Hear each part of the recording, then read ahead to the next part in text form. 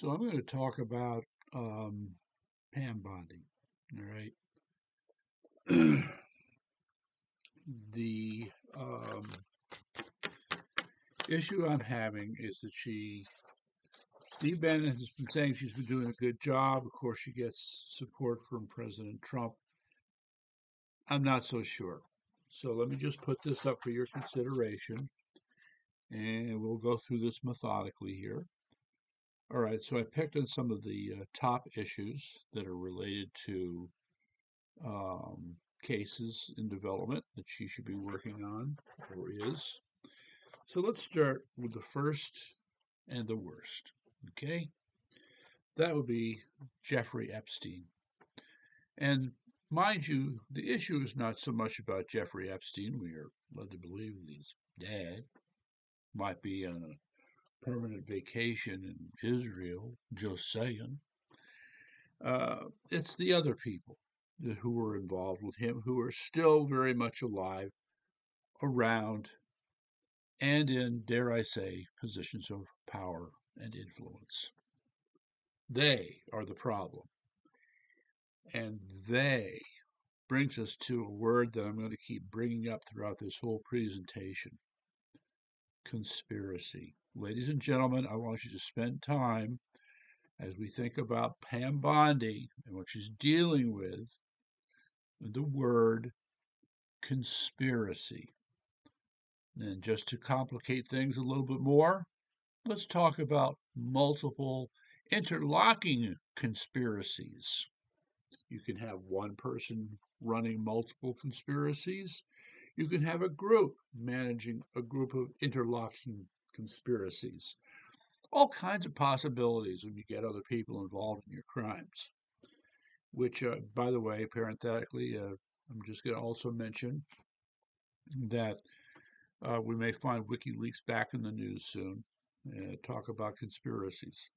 So, coming back to this, I believe the number is roughly 1,900 names that have been associated with Jeffrey Epstein in his illustrious career.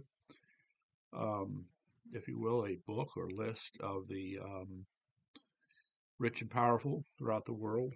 Now, the thing that's really annoying, before I dwell more on this element of conspiracy, is how every time now, okay, we have seen this every time. There's a lot of noise, beating your chest, MAGA speaking up. Oh, yes, we're going to do something about it. So after all this back and forth, you finally have President Trump in favor of it. You finally have Congress passing a bill to release the files. And then now we come to the magic moment where Ms. Bondi holds yet another press release and refers to a pending investigation.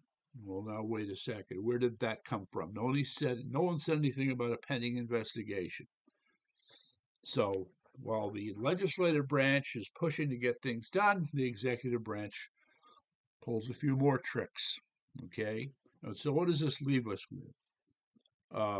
Anger, frustration, disappointment, and of course, I'm sure more than a few of us are going, here they go again. Pam is not doing herself any favors. So I don't know how this is going to shake it out in the next few days. Will there be anything released in 30 days as instructed, which I doubt? And then in addition, you have the allegation by some that we're going to see more than a few redactions. Okay, there will be no complete record that is released, and we get to wonder about those others. Meantime, you have the estate having released all those emails. I've looked at a little bit of it. I don't know if that would lead to anything. It's still a little early as far as that's concerned. And so, with all that I'm complaining about here, the other point I want to make that hasn't really been pushed enough is that while you've had Pam under pressure with respect to the records, the files, the whatever, okay, we have to remember that whatever it is, it's incomplete. And the biggest area of incompleteness would be the financial records. So now we have a move to try and retrieve from, is it JP Morgan, Deutsche Bank, I think, maybe one other, who purportedly did a lot of business with Jeffrey Epstein, for them to release those records. Well, it's been long noted that if there's going to be any shot at any kind of prosecution of the guilty people here, it's going to start with having those financial records.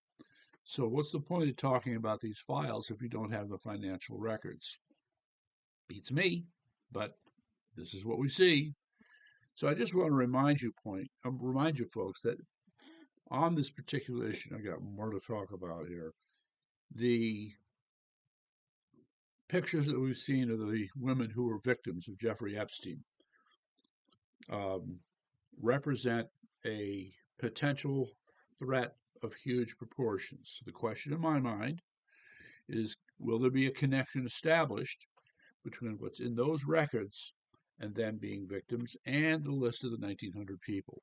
So the part that confuses me is I think some people have said, yes, these girls could identify the people who raped them. Okay, so yes, I know the concern about the threats of being sued, but you know what? If a charge is a charge and they're convinced that it's true, I think we can expect something out of that. Okay, so yes, it should be clear that the whole Jeffrey Epstein stuff with all these phony um, things with Congress is still a hot mess. Okay, so I don't know if there's something that ties it all together, but hey, I'm going to throw in another one that no one's talked about. What if it turns out that there's information in the not disclosed yet with WikiLeaks that then ties a lot of different things to Jeffrey Epstein, as well as the people who victimize these women? That would be interesting. And for all those reasons, because there's so many loose ends and missing pieces, Pam, for the Jeffrey Epstein investigation, you get, that's right, an F. An F. So let's move on to another hot item, because Pam, you ain't doing your job there either. This is so important. Tina Peters. Now, I've been mentioning Tina Peters for the last several weeks. She's in prison in Colorado on these phony trumped up charges concerning the election records from 2020. She might be the only one or one of very few who have information that can prove beyond the shadow of a doubt that the election of 2020 was fraudulent and it was stolen. Okay? The problem, of course, is to find that it's the very people that you trusted, those election officials running the state of Colorado, as well as other states, who would have been responsible for these attempts to destroy the records that she stopped at her expense, I might add. So there's been the call, there's been the suggestion, and I would offer that since the 2020 election was also a federal election as well as a state election, that the federal government does have the right to secure her as a whistleblower and on that basis remove her from the state prison in Colorado. All right, well, I'm not a lawyer, so maybe I'm missing something here, but it seems to me they should be able to take her out of it, and they have not. Okay, so I know there are other factors at play here, but sorry, Pam, for Tina Peters and the lack of real effort, you got an F for that one. So we're off to a pretty bad start. Now, related to this, there are other election integrity issues that are ongoing in Georgia, in Arizona, and in Wisconsin for openers. I don't know why there hasn't been more said about Pennsylvania. But anyway, in the case of Georgia, it seems like there's a lot of evidence here, and the game playing has been incredible. Now, Ed Martin, who I count as one of our good guys, who was on with Steve Bannon last week, had made so Steve has been pounding the table saying, where are the federal marshals? Take those federal marshals in there and just grab those damn ballots and get this taken care of. Ned's trying to come back and saying, well, we're working on it. It's not as simple as it seems, Steve, so keep the faith. Yeah, well, I think a lot of us are losing faith because as time passes, the capacity for destroying the ballots, losing the ballots, doing something to make those ballots useless just grows. So I'm not too optimistic there. And the fact that you have all these people who are guilty parties, both Republican and Democrat, with respect to Georgia, it's not being handled in a way that you and I would expect. Okay, Arizona is seen by some as a lost cause. That is, really disappointing. And then Wisconsin, it's another set of records that we should have access to. It kind of happens in the background. We hear a few things, but it's not clear what's really going on. Okay, so because there was just a little bit of effort, Pam, we graduate you from an F to an E plus. That's right. And then the illegal alien deportations. Now it's really the Department of Homeland Security that's leading the charge there, and Department of Justice, in a sense, is providing backup. So for that, you actually get a B minus, Pam. That's about as good as it's going to get. Okay. And the next thing, issuing subpoenas to the deep state. Well, here we have Lindsay Halligan already. It's being suggested that she's possibly blown the Comey case by mishandling the grand jury process. That's just disgusting, if it's true. So, but you have started the process at least, okay? And for that, we are grateful, okay? And so we will hold our breath, and we'll give you a C plus. Now we move on to two others.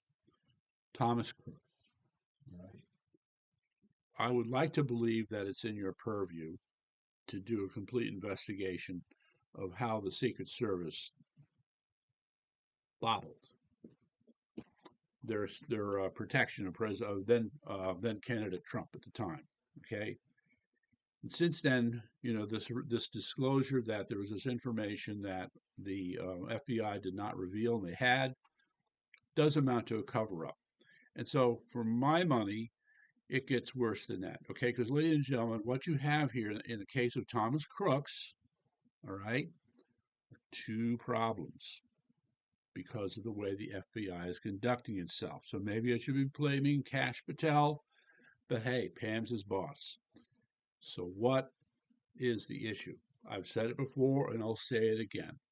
They deny that there were two shooters. If you listen to the audio, there are clearly at least two shooters and possibly a third. So you hear a very sharp sound and then a muffled sound in the audio recording. So that's clearly coming from two different guns, two different shooters. And Kat says, no, no, no, there was only one. I'm getting a little upset here. So that's the first problem. The fact that they hadn't revealed this information, that's another part. There is clear, we'll call it suggestive evidence that you have, what am I going to call this? Signs of collusion. All right. So I don't necessarily want to say conspiracy, but collusion. And I'm referring specifically to whatever the hell happened to those logs at the shooting range. Thomas Crooks is out where he was apparently rubbing shoulders with members of the federal government. Yeah, what about that? They've managed to avoid that pretty well, too, I would say. So this comes back to my earlier point. The Department of Justice seems to have some fundamental deficiency when it comes to handling conspiracies, especially when some of their own might have been involved, whether it was surveillance, whether it was acting as a handler, using them as informants. Yep, they don't handle that very well. So for that, Pam, you get another F. And now the last one, Charlie Kirk's assassination. I'm not going to dwell on this for too long, but the point remains the same. What happened? Okay, Tyler Robinson, right? Already a lot of the things about the story don't make sense. Already you have all this conflicting information that has not been resolved, all right? If you're going to take the stand that this is the legitimate information, you're still going to have to deal with the other information that's considered outside what is legitimate. and you haven't touched it, you haven't alluded to it, you've done nothing. So guess what, Pam? Another F. So let's count them up here. And I haven't even gotten through all of them. So we're picking 1, 2, 3, 4, 5, 6, 7 issues here. I know, your plate is kind of full, but we've got 1, 2, 4 Fs, an E plus, a C plus, and a B minus. Not a good report card, Pam. Not at all. So I expect you to do better. As a good old American citizen and a patriot who loves his country, I am fed up with how you are mismanaging this. Okay? And I say that recognizing that there are priorities, that you have your limitations, you still have people around you trying to sabotage what you're doing. I get it. But no, this is just not good enough. Sorry.